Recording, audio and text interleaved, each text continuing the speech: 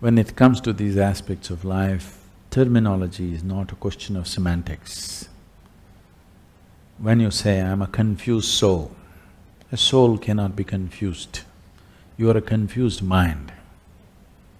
Why is it so important to correct this? Because if you do not understand the distinction between one thing and the other, suppose you go to your doctor because you have a cardiac problem and you say, "Doctor, my liver is giving me trouble." He will attend to something else, you know, isn't it? So it's very important. It is not a question of semantics, it's just not just a question of splitting hair. It's just like this. You have a heart problem but you go to a liver doctor. This is not going to be a solution, there's going to be more problems because anyway, once you go to him, he has to conduct a surgery upon your liver, whether you have liver problem or not. That's part of the business, okay. So it's very important, your soul cannot be confused. And first of all, do not talk about a soul because it's not come into your experience. And if you talk about something which is not yet in your experience, to put it very bluntly, it amounts to lying. So this is the first thing you must do, you must stop lying. Do not talk about anything which is not yet a reality for you. It may be said in the Gita, it may be written in the Vedas, everybody may be talking about it, it doesn't matter. It's not true for you, you do not talk about it. You do not talk about soul, you do not talk about heaven, you do not talk about God because it is not yet a reality for you. If you do not talk about these things, a certain longing will appear within you which will lead you there. If you talk about it, you will satisfy yourself with gossip, the real thing will never happen to you. You will be fulfilled with gossip. Gossip is a very fulfilling thing, you know. Yes. Yes, lot of people avoid reality just by gossiping. Whole lot of people avoid reality just by watching a cinema. Cinema is somebody's gossip, isn't it? Somebody's story. I'm not against it, but I'm saying if you're using it to enhance your life, it's okay. If you're using it to avoid your life, it's a serious problem, isn't it? And a lot of people are using it to avoid life. You know, you don't have to do anything in your life. You go just sit in a dark room, buy a bucket of popcorn. Somebody will love, somebody will fight, somebody will live, somebody will do everything. You just have to eat popcorn and it happens. You can cry, you can laugh and you can come out and it's done. And they tell you when it's ended. These days they don't put that "the end" anymore. You're supposed to figure, it's over. There was a time when they would say "the end." So just in case you're not getting it, you may sit for the next show. So, do not deceive yourself. This is the least you can do for yourself is do not bullshit yourself. If you do not bullshit others also, your life around you will also improve phenomenally, but that I will leave it to you, okay? That's your decision. But at least with this one person, be 100% straight, no nonsense. You must do this because this person deserves and you owe it to this. That with this one at least, I don't know in what kind of social and other situations you are, whether you can stop bullshitting to others. If you do that, you can build a phenomenal life around you also. If you can do it around yourself, it's great, you'll build something wonderful. If that is not possible, at least with this one person, do not bullshit this person. At least with this person, 100% straight. So this is simply because there was a time when this culture was a vibrant spiritual atmosphere. From those times, it is a very depleted condition right now. That vibrant spiritual liveliness is gone, but the jargon is still floating around. Wherever you go, people are talking about soul, Atma, Paramatma, this, that. The jargon is still floating around in common language and common atmospheres, though the fire is gone. Because of this, it is one way it could have been a positive influence, but it is also a negative influence because you're talking about the highest things in a mundane way, so that all the highest things will just die, just talking about it like gossip. People will discuss Gita on the tea shop, people will nothing wrong with the tea shop, I'm saying not with the necessary focus or the sanctity that it needs. Sanctity not in terms of elevating it to some place, sanctity in terms of if you want to put your hand into the milk, you would see that your hands are clean, isn't it? Because otherwise it'll go bad. This is just like that. If you want to put your hands into something, before that, a little bit of care. Otherwise, you will become a confused soul, which is impossible. But you think it's real. Confused mind, possible. Mind can only be confused. If somebody has a clear mind, he must be a fanatic. Do you understand? The nature of the mind is confusion. That's its beauty, it's always confused because it can't figure anything. But it can gather everything and mull over it endlessly. This is the nature of your logical mind.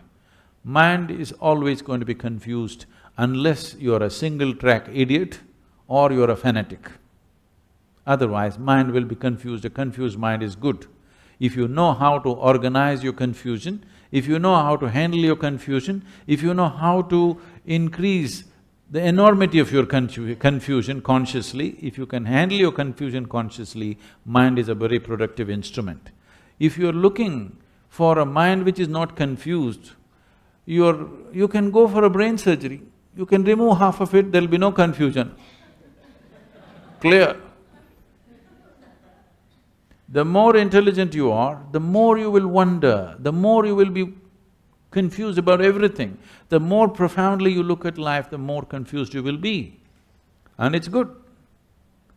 Only somebody who doesn't look at anything, who's got a parallel vision, he is dead sure about everything. So you must either be an idiot or a fanatic to do that, and there's not much difference between the two. So now, your mind is confused. That is the nature of the mind. You have to learn to use the confusion to your benefit. If your mind is not confused, that means it's not constantly receiving. It is a blocked up mind, your mind has become a concrete block which is dead sure about everything. Otherwise, constantly if you're perceiving more and more information, it is always confused because it is always receiving much more than it can ever process. So much information, everything that you see, if you see little more carefully, right in this room you can see so many things that you never thought possible in your life, do you understand? If you observe just one thing, it will happen like this. It is just that people are saying like this and they don't see anything. If they pay enough attention to any one thing, you will see a simple ant can keep your focus on for the rest of your life, it has so much in it. So everything around you, if you pay enough attention, there is so much information, no way can any mind ever process it. Only an unattentive mind thinks it knows everything. An attentive mind is always wondering and confused about every little thing in the universe. And that's the way it should be. You should not suffer your confusion. You must understand if you're constantly confused, that means you have a functioning intelligence. Yes. So, once you have separated your soul and your mind, a non-existent soul in your experience, the mind is receiving too many things from every direction, all the time, endlessly, in wakefulness and sleep. The five senses are always perceiving endlessly. Most people are not alert to it, so their life becomes stagnant and boring.